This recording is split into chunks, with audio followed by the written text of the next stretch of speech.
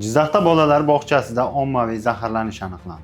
Jizzax viloyatining Forish tumanida joylashgan 4 ta davlat maktabgacha ta'lim tashkilotida 37 nafar bola ovqatdan zaharlanish alomatlari bilan shifoxonaga murojaat qildi. Viloyat Sog'liqni saqlash boshqarmasi ma'lumotiga ko'ra, bolalarda isitma, ko'ngil aynishi, qorin og'rig'i, ich ketishi va umumiy holsizlik belgilari kuzatilgan. 8-oktyabr kuni mazkur bog'chadagi bolalarga biokefir, sir, sariyog' kabi sut mahsulotlari berilganligi aniqlandi. Dastlabki sanitariya va epidemiologik tekshiruv natijalariga ko'ra, oziq-ovqat mahsulotlarini saqlash va ishlov berish jarayonida sanitariya qoidalari buzilgan bo'lishi ehtimol qilinmoqda. Ayni paytda bolalarga o'tkir diareya tashxisi qo'yilgan va ular statsionar tibbiy kuzatuv ostida. Viloyat shifoxonalarida zarur tibbiy yordamlar ko'rsatilmoqda. Holat yuzasidan Forish tuman prokuraturasi tomonidan Jinoyat kodeksining 205-moddasi mansab vakolatini suiiste'mol qilish bo'yicha jinoyat ishi qo'zg'atilgan. Hozirda tergovga qadar tekshiruv ishlari olib borilmoqda. Mutaxassislar hozirda oziq-ovqat mahsulotlaridan namuna olib, laboratoriya tahlillarini o'tkazishmoqda. Tekshiruv natijalariga ko'ra aybdor shaxslar aniqlanishi